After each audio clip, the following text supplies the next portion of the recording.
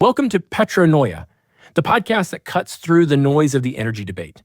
Hosted by Dan Romito, this show takes complex energy issues, strips away the agendas, and delivers clear fact-based insights. Whether you're an industry expert or simply looking for a balanced perspective, Petronoia brings clarity to the conversation. Each episode, Dan breaks down key topics, from U.S. energy independence to global policy impacts, focusing on the facts rather than the rhetoric, helping listeners make sense of the energy landscape. This is Petronoia, where we separate fact from fiction to fuel informed discussions. Welcome to Petronoia. I'm your host, Dan Romito.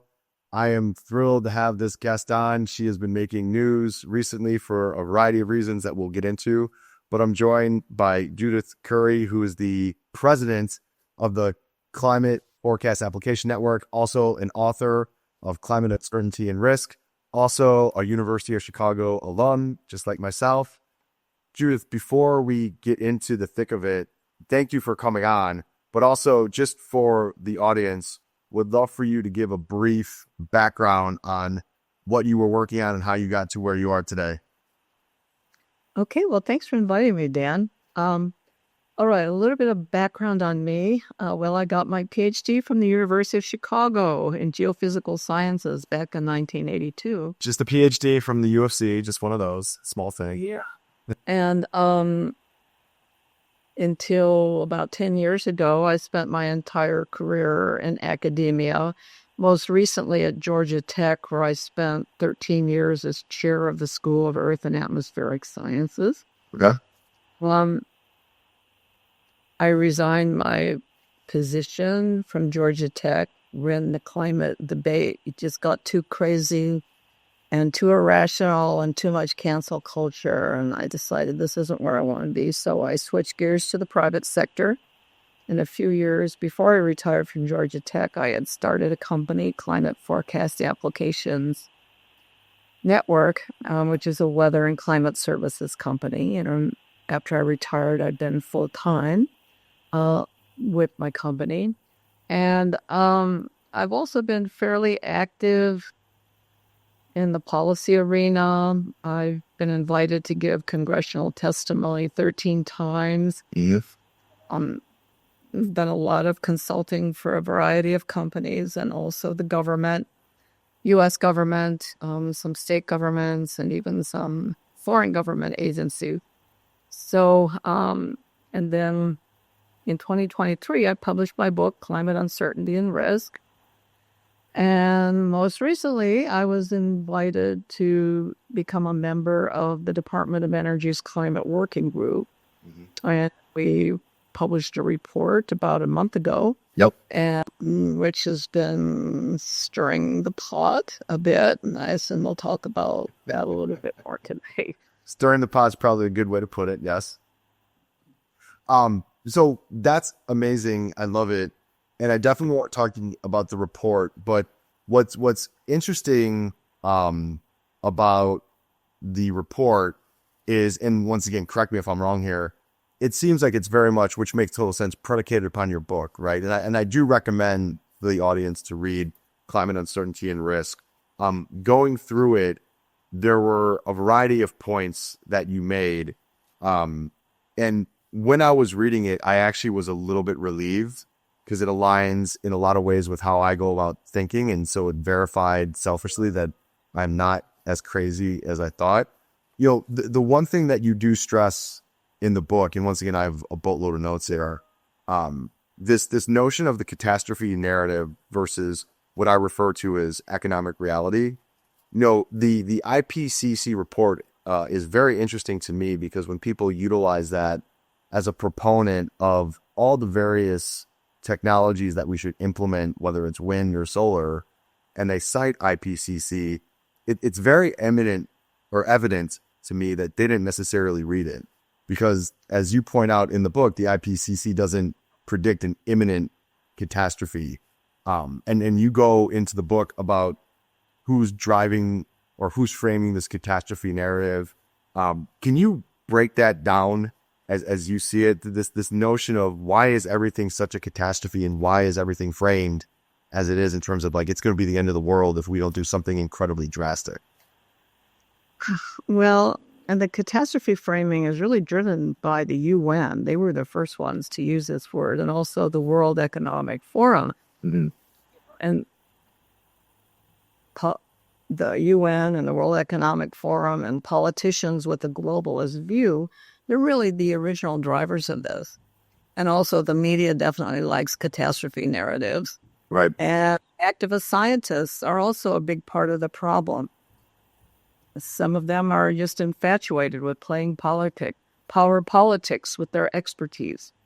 And they're being rewarded by their university employers and professional societies. So, there's a lot of people who have, benefited from this narrative. And again, it feeds into the globalist worldview who see, environmental and health-related issues as the key wedge issues to supporting, non-governmental world control or whatever the heck they're up to. And people, and a lot of propaganda involved, and they worked on scaring people to try to generate political will for, the net zero policies and all the things that... When do you think this started? So like 10 years ago or whatever it was, I mean, whether it was 11 or 9 years ago, whatever it was, I had never heard the concept net zero. We had watched Al Gore's Inconvenient Truth movie, and it seemed a little bit wonky. But, in terms of the environmental concerns, like it sort of came out of nowhere. And I don't necessarily know if there was like one thing or a variety of things that served as an inflection point for some of this hysteria to begin. Do you attribute it to a single event, or is it sort of the old cliche that like nothing happened and all of a sudden everything happened? Or how did we get here? Well, I think how we got here was, UN and World Economic, the globalist agenda trying to figure out what works. And when they did the Paris Agreement in 2015, I think 2015 really was an inflection point. Okay. And this was President Obama's second term, and he pushed hard for it. And the UN people, the rhetoric that they were coming out with, code red, existential threat, all these kind of things were just, really unjustified. But, they were really pushing this agenda. And the agenda is that they hate fossil fuels. They happen to hate nuclear power even worse. Which is incredibly odd, and we'll get into that. Yeah, it doesn't make any sense to me. And so, I mean, this has really been driven by getting rid of fossil fuels. It's an anti-capitalist viewpoint, even an anti-democratic viewpoint that keep pushing, and regular people are sort of buying into it, just through fear. I mean, clever propaganda involved in all this. And then, so a couple things on that. You say the UN people, like, I'm not as familiar with the makeup of the UN as I probably should be, but like, when you say UN people, is this like the UN across the board? Is there like a committee on the UN? Okay, the UN Environmental Program has been pushing this in the 1980s, so they're the big one. But for this past, several secretary generals have also pushed very hard. So it's a lot of places in the UN, but the UN Environmental Program, I think, was the instigator. And when did that start? Was that sort of like with the Kyoto Protocol, like in the turn of the century, like the early 2000s? Yeah, it is. Okay. And they, 1992, this was the year the UN Framework Convention on Climate Change, their treaty, went to play, and 196 countries signed on, including the U.S. And this is before we had any idea what was going on. Right. The IPCC was started in 1988. And their first report was published in 1990, and the first assessment report didn't find anything alarming at all. They concluded, well, yeah, it's warming a little bit in the last decade, but nothing out of the ordinary relative to natural variability. Mm-hmm. And somehow they thought that was good enough to go ahead with the treaty. Okay. And then the Kyoto Protocol was 1997, and the next IPCC report was in 1995, and they didn't find anything either. That was very alarming. But when they were writing the summary for policymakers, with policymakers in the room, there was big pressure for them. Okay, we need something. And so then the scientists in the room said, okay, and they used the word discernible. We can now see discernible evidence of human-caused warming. Yeah. And then they went back and changed the body of the report. Okay. And the day, it's in 1995 that climate science became hopelessly politicized. It was no longer objective science. It was policy-driven science. And apparently that discernible was sufficient for the Kyoto Protocol in 1997. So this has really been policy-driven science right from the start.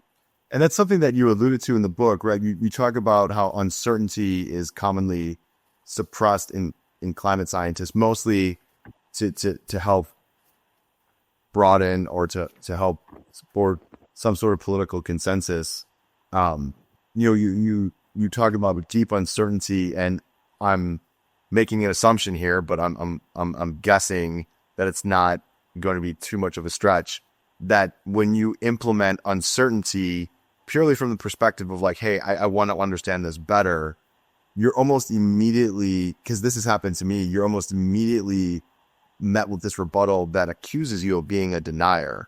And those two things have been somewhat conflated, meaning the same thing. And certainly they're not. There's nothing wrong with remaining uncertain and wanting incremental evidence. But, one of the other things, to be fair, and we are both University of Chicago alums, so I can say this, we weren't necessarily blessed with like the same social skills as like the rest of the world. And so communication becomes somewhat of a difficulty, particularly for me.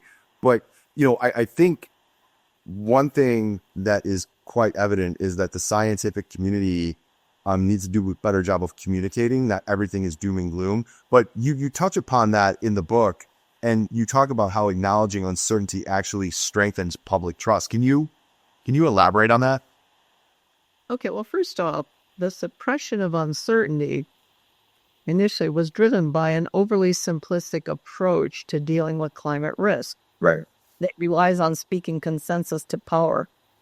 Scientists and UN policymakers had the idea that they could control the climate by eliminating fossil fuel emissions. Yeah. In this way, they controlled fluorocarbons that were damaging the ozone layer.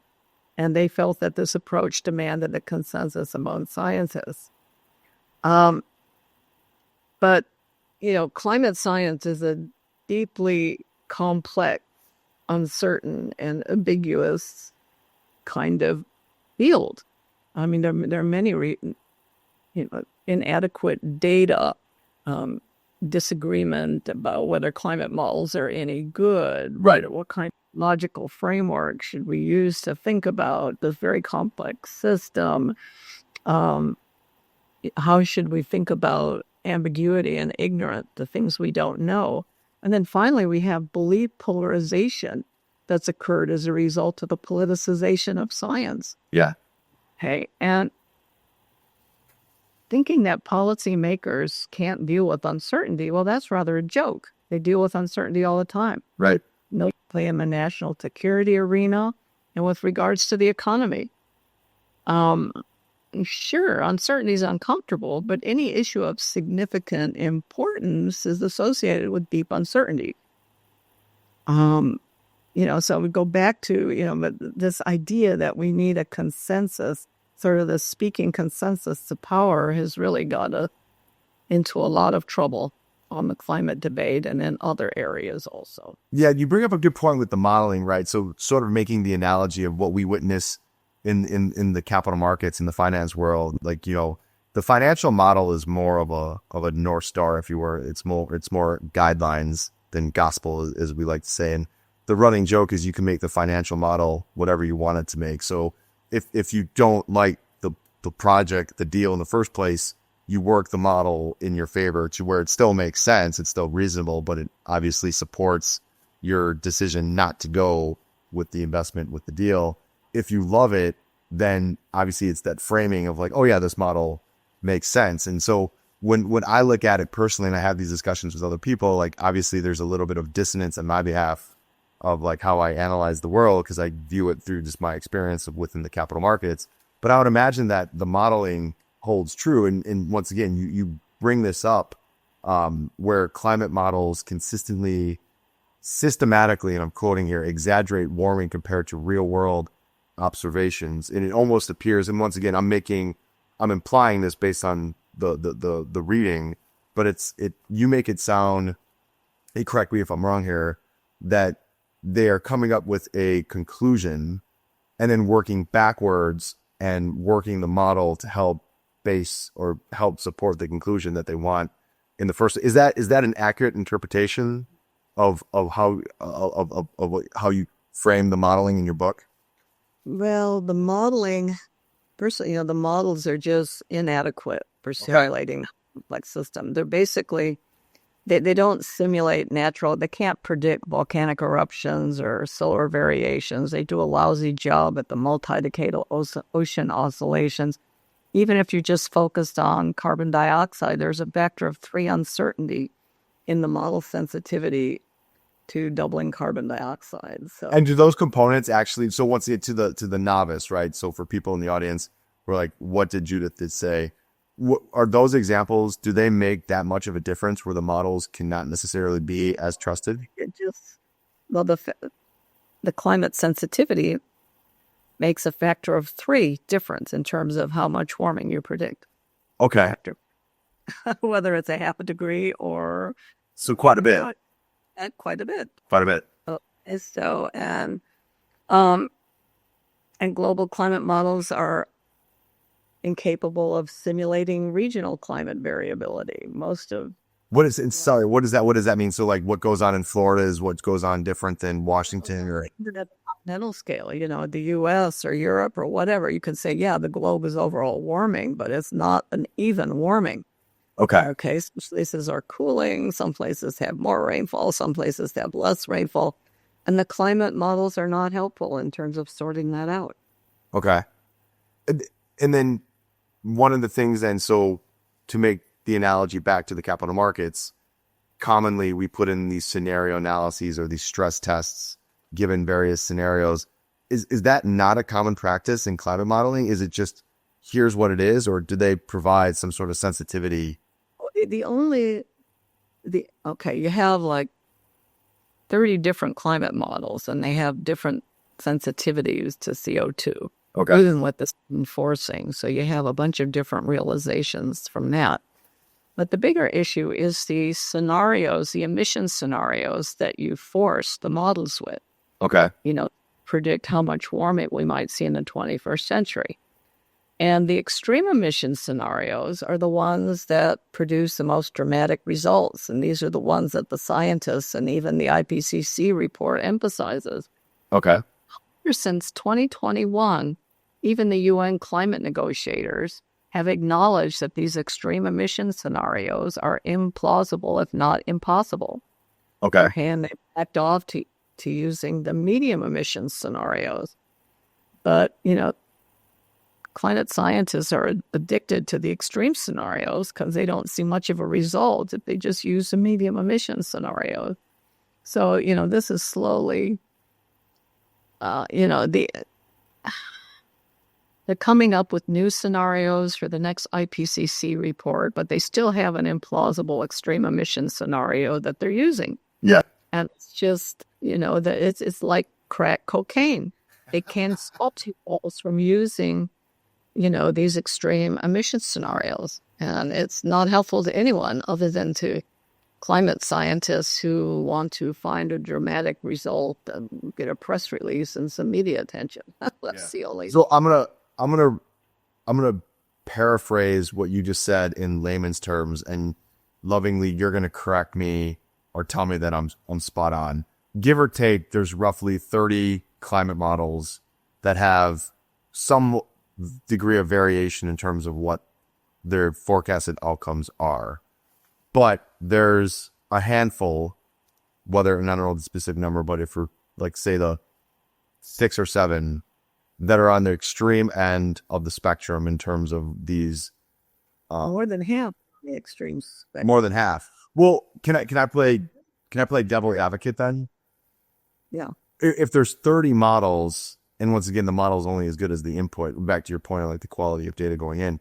But if there's 30 models and half of them are giving this extreme forecast, why wouldn't that be consensus? Like, what would be the objective rebuttal to that? Or am I thinking about that wrong? Well, even this IPCC's sixth assessment report, the most recent one, acknowledged that a large number of the climate models were running too hot. Okay. And that didn't include them, in their projections. Running too hot in the sense that they're just not aligned with economic reality. No, that they're not aligned with observations and our understanding of what the range of the sensitivity Got it. of climate to increasing CO2 is. Okay. So even the IPCC acknowledges this. But the kicker is that some of the most prestigious modeling groups from the US and the UK are in this group. That's way too high. To sit there and say those models are worthless, doesn't fly very well. I mean, they do have some advantages in various details, but, none of them do a terribly good job. The whole modeling framework that we've been using, to me, is not fit for purpose for predicting the future. And the climate models, like I said before, they can't predict volcanic eruptions. They can't predict, big solar variations. They can't predict the big decadal to century scale fluctuations in the oceans. So, I mean, they're missing some important pieces. Are they aware of the pieces that they're missing? So, like, what I'm trying to get at is, like, why aren't they incorporating in this? The volcanic eruptions and solar variations are pretty much fundamentally unpredictable. Right. Okay. The multi-decadal ocean oscillations, they do simulate them to some extent. They don't have the right amplitude or the right timing. Okay. So they don't get meaningful results. A few models do a pretty good job on that piece of it. But most of them don't do anything useful. And in any event, the timing is wrong. Timing's wrong. What do you mean by that? What do you mean the timing? If the Atlantic Ocean and Pacific Ocean say that the climate should be warming due to their circulation patterns from the observations, and the models don't get the timing of that pattern. That pattern, then it's that you could be off in your predictions by 50% or something. Oh, so why? This is another thing that you bring up, right? And I think it's a really good point. Given the context of what you just said, you talk about how consensus is more prone to sort of give the scarlet A to the dissenters, not to the dissenters who are dissenting for the pure purpose of dissenting, but like, hey, I want to learn more, or I don't think these data points are correct, or something obviously much more objective in their respective dissent. But the consensus is to sort of treat these people like heretics and sort of kick them out of camp, right? Do you see this backlash getting worse or better? Because clearly it's happened to you, right? You talk about your resignation from Georgia Tech because it just got to be too irritating. But what is going on in the world of consent? Because my thing is, like, once again, capital markets perspective is, if internally we can tear this thing apart and you can get it through every sort of rebuttal, it's ready for public display, right? Like, let's tear this thing apart. Let's not make the assumption that we're just right. And that way it's iron-proof, it's bulletproof, it's tight. It doesn't sound like that's what's happening in this instant. Is that fair? Okay. Let me just give some context to consensus.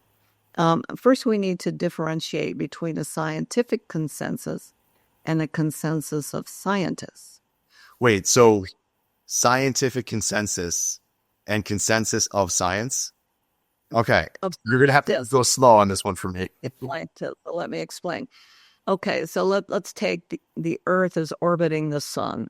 Yep. I mean, that's a fact. We don't even need to talk about consensus or anything like that. Okay.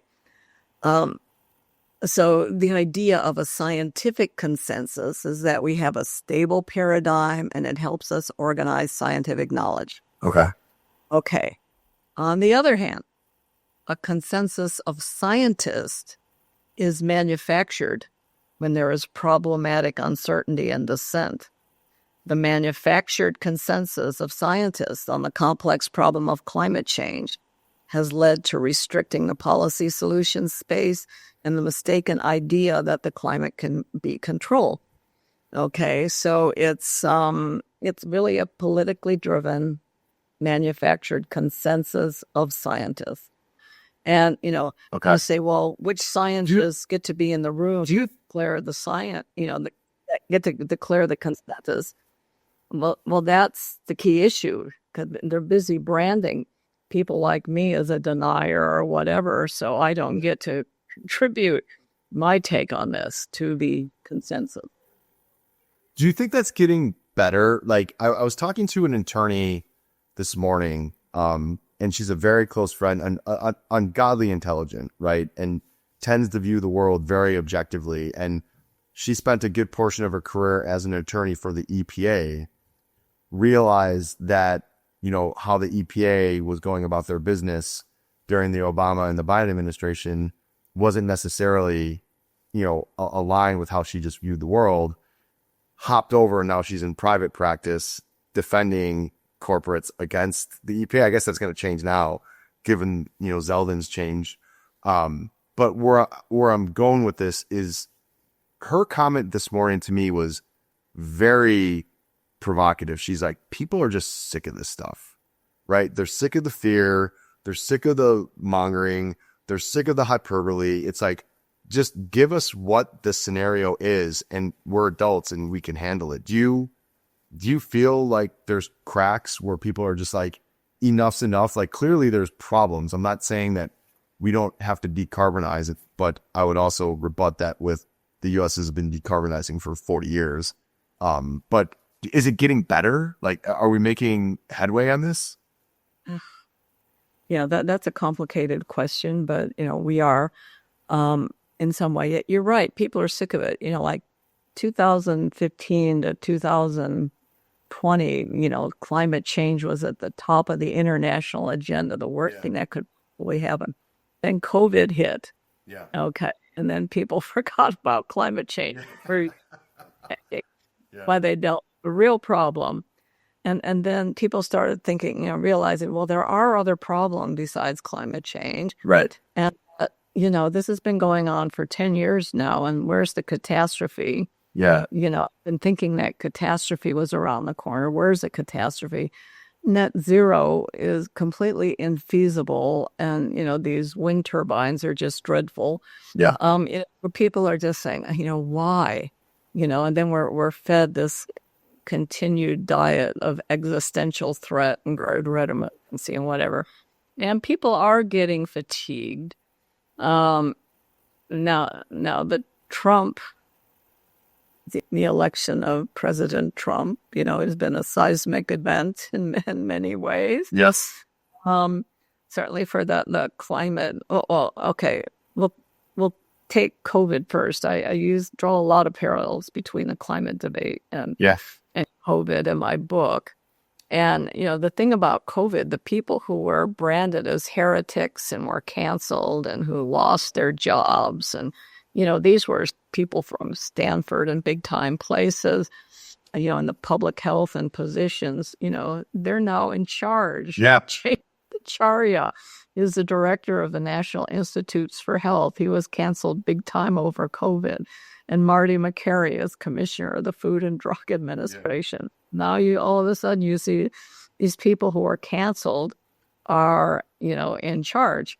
And, looking at the climate debate, the 5 authors of the DOE climate assessment report that was published a month ago, we were all branded as deniers and whatever because we were challenging aspects of the consensus. We would say, look, it's the job of a scientist to reevaluate the evidence, reassess the assumptions, challenge the conclusion. That's how science is supposed to work. But for doing our job as scientists, we were called deniers. Okay, and so now, not to say that we're in charge of anything, but we were asked to write this. You have a voice. Yeah, you have a recognized voice. Yeah. And, these are all people with, big CVs, who have been very influential in science. And, people say, oh, but we had the National Climate Assessment 2 years ago. That's all we need. And that was really a joke. It read like a lost. Why? What were the top 3 reasons it was a joke? Well, it read like a glossy brochure written by a enviro advocacy group. I mean, it was hardly any science. It was all environmental justice and all this kind of stuff. Then, it was very, very poorly done, and the wrong group of people were assigned to work on that. But the Biden administration thought it was great. I do get concerned, and you bring up a good point. Sorry for interrupting you, or otherwise I'll forget this. You triggered me. The one thing that I am concerned about, and this relates back to consensus, I have a couple younger people, either on my team or that are clients or just in my professional network. And it seems like if you're under 30, and I'm generalizing, but let's use 30 as like as the high watermark. They will tell you that they are scared to have kids, to get married, to live their life because of climate. And it's like, guys, like, you cannot go about life with this overburdening fear of climate. First of all, you don't control it whatsoever. Second of all, the United States still has a ways to go on all things environmental management, but we've been decarbonizing and improving. Like this inherent fear that you talk about, like, I see it in practice, because if you're under 30, I'm not telling anyone how to live their lives, but it is very concerning to me that people are making life decisions because of a perceived climate situation. Well, the millennials received a very heavy dose of this in school. Yeah. They were, there's propaganda through, the schools and the social media content that they're exposed to, and Thunberg, and, why should we go to school or do anything because the world's going to end in 12 years, and right on it goes. So they were exposed to this big time. Yeah. Okay. And a lot of, psychological, the subsequent generation, and I forget what generation you got. Gen Z. Yeah. I know that I'm a millennial. Yeah. They seem to be more robust. Right. Yeah. They're not really accepting what people are telling them, and that they're really more questioning. It's a really more healthy generation. So I think the millennials really got stuck with, a lot of propaganda that they received through the educational system, which was exacerbated by social media. Right. Oh, speaking of the school system, like you bring up a couple good points. And this was alluded to in the DOE report that we'll get to. But the notion that climate risk is almost exclusively a CO2 driven catastrophe. Now, once again, I'm separating out the methane thing. We can talk about this, but to your point on the educational upbringing of the millennials, my anecdotal experience talking with younger people who are not, or I should say, who are less likely to engage in certain decisions because of climate. Like we talk about. Or you talk about, this notion that we're just ignoring resilience and adaptation, right? We're not bringing this into the mix. Do you think we should learn more about how the military adapts to certain scenarios, or how the capital markets, or just the technologists, right? We talk about the principles of the free market, which I think can solve, frankly, almost every single problem, and bottom up entrepreneurship, as opposed to overburdensome regulation that promotes the fallacy that you can tax your way or regulate your way into a solution. But like, I think you do a really good job of bringing up this notion of adaptation. Can you expand upon that? Okay, well, let me go back a little bit just to about how the risk has been, framed.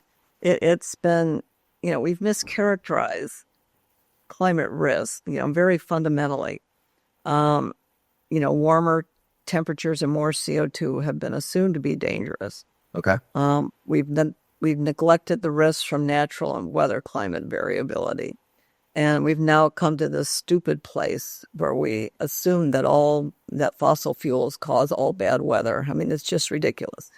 And this framing of all this is we've really mischaracterized climate risk in fundamental ways. Okay. And in my book, I go through, how 21st century risk science has become fairly sophisticated. But climate policy is stuck in the 1990s with the precautionary principle and cost-benefit analysis, two strategies that just are ill-suited for this deeply complex problem. Real quick, why are they ill-suited? Like, when you say ill-suited, is it just because they're outdated, or? No, it's just that the problem is way too complex. Got it. Okay. The problem is way too complex. You can't do anything meaningful. I mean, so precaution, get rid of fossil fuels. Well, that causes a whole lot more problems. There's a whole slew of issues you got to take. That kind of thing. But, things like scenario planning and stress testing, hedging and wargaming that are used in other fields, these are very useful strategies, and they're not sufficiently used, in the climate. Leave it to a UFC alum to bring up game theory. I knew it was coming, right? That's what we're known for. Well, how would you do that in practice when you talk about implementing game theory into climate strategy? Like, can you give me an example? Oh, okay. Well, I think scenario planning, a number of scenario planning examples that I provided in my book. Yeah. And deal with, put out a broad range of scenarios, with the assumptions behind the scenarios, and you can judge the plausibility of each scenario, and you can stress test your system or your model or whatever against these scenarios and see how you would do. And if there's like a threshold where you start to do bad, then you look more closely at that threshold and assess the plausibility of the scenarios that gave you that threshold. Or, there's just different ways to deal with this rather than trying to pretend that you have an actual prediction of what's going to happen. I make the argument, and some people think I'm nuts, and some people are, it's actually a good idea. It's honestly 50-50 that climate scenarios should account for economics, right? You have to analyze the economic impact of various responses to any sort of climate scenario. We just don't do that. We just assume that there's an endless pot of money that we can spend, whatever we want, and that's not the case. Or the unintended consequences. For example, you restrict access to natural gas. Well, that's probably going to impact the poorer communities. That's going to impact people who can least afford it. And those aren't accounted for in those respective scenarios. I mean, this is what I go through, in the risk governance part of my book. You have to look at, all the risks broadly defined. You have to look at the risks from the proposed solutions. Yep. Broadly defined. You have to consider this risk in context of other risk. You have to look at systemic risk, how this risk is linked with other risk, and on it goes. So, when you're dealing with a problem of this complexity, predict then act. I mean, all of that kind of, it's a meaningless strategy. Right. All you do is seek to understand. Don't try to control. Thinking that we can control the climate is a joke. So we need to understand, and we need to, evaluate the possible scenarios and then try to come up with some solutions that are robust, no regrets, that make sense no matter what might transpire with the climate. So are the models then wrong, or are they incomplete? Which I guess incomplete to a certain extent is wrong, but Well, they're not useful. they're not useful. Okay. Yeah, I mean, you can generate scenarios with models, but there's a lot of other ways, a lot cheaper ways you can generate scenarios also. So you don't need these big global climate models to generate scenarios. We we are filming this. I probably should have said this at the beginning, on August 20th, and why that's relevant for this conversation and for my next question is I live in northern Florida on the Atlantic side, and we just dodged a major bullet with Hurricane Aaron. Actually, everyone's relieved that we're having a hurricane. Obviously, that didn't touch us because it's been like just gross, hot, and humid, and the hurricane came up and sucked up, and now it's actually pretty nice outside and manageable. But one of the things that you also allude to in this goes also in the DOE report was this myths versus data. And so I've actually seen it both ways, and I'm trying to like make sense or trying to figure out what is what. But one of the talking points is that historical data does not show a clear upward trend in hurricanes, tornadoes, and droughts. Now, I think one of the rebuttals, and once again, this is the novice talking, so correct me, with COVID, for example, you had this massive migration from Chicago, New York, Philadelphia, California to South Carolina, to Florida, to Texas, all that experience hurricanes. So it's not necessarily, in some cases, and once again, I want you to comment on this, it's not that we're having more hurricanes. It's we had this migration of people where there's just more stuff.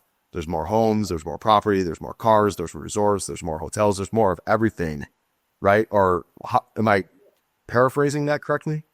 Yeah, you're correct. And I didn't really prepare to talk about Florida hurricanes, but it's something that my day job I spend a lot of time on.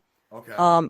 In Florida, if you look at the population increase, even since 1950, it's been, it was just like maybe 2 or 3 million in 1950, and now you're over 20 million. Yeah.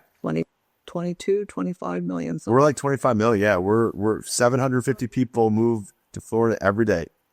I know. And, the amount of wealth, particularly on the coast, when I look at all the stuff built on Miami Beach, these huge horses, Miami Beach is a glorified sandbar, and they built all this stuff, and, it's going to get wiped out at some point. But, okay, my sister lives in Fort Myers Beach. And of course, they got wiped out by Hurricane Ian a few years ago. Like 70% of the structures were, wiped out. Great.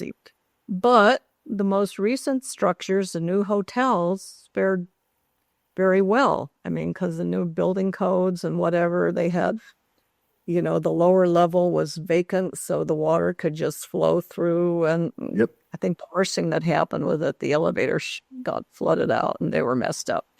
But they survived very well. So you can, build resilience into these coastal places, or you could just like the old strategy for the Keys. When I first visited the Keys in the 80s, just a bunch of shanties. Right. Nobody. Fishing shacks. They know they were going to get blown down, and they would, rebuild them. That's just the way it is. But now they've got all these big condos and hotels. Like, oh, geez. Yeah.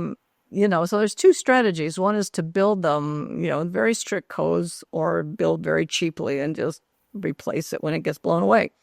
But people are trying to say, well, people should retreat from the coast. Well, there's no way people are going to retreat from the Florida coast. They love it. I'm not doing that. I love it. Do it. Okay, now in North Carolina, the Outer Banks, Cape Hatteras and all that, they get hit almost as much as Florida. So the government, the state government did buy back a lot of that land. Okay, and I guess people accepted it. Now they're trying to do the same thing with the Jersey Shore. Okay. They can't get rid of Pauly D and Snooki. No way. I'll lose my mind. No way. Yeah, and there's huge backlash against trying to do that, because they've had very unrealistic sea level rise projections that the state of New Jersey That's been Oh, wait, can I cut you off right there? So to play devil's advocate, you're acknowledging that there's sea rise in New Jersey. Is that because of climate change, or is that just because of the normal course? Like, or we don't know what it is. okay. Two issues. First, about half of the sea level rise in New York, New Jersey area is from sinking. Okay, the land is actually sinking. Okay, and then there's another half that is actual, the sea level is rising, and it's been rising since the mid 1800s. Okay. And it was rising pretty fast in the 1920s and 1930s, and that wasn't driven by CO2. So it's partly driven by CO2, partly natural.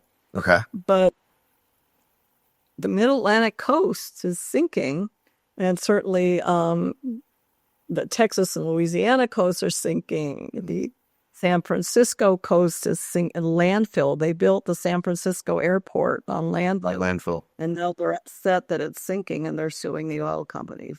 I read that in the DOE report. I fell out of my chair. So this sort of goes back to my, it's sort of that thing where who cares why? I mean, I know people for insurance purposes or liability purposes, so I'm contradicting myself, will try to pinpoint blame.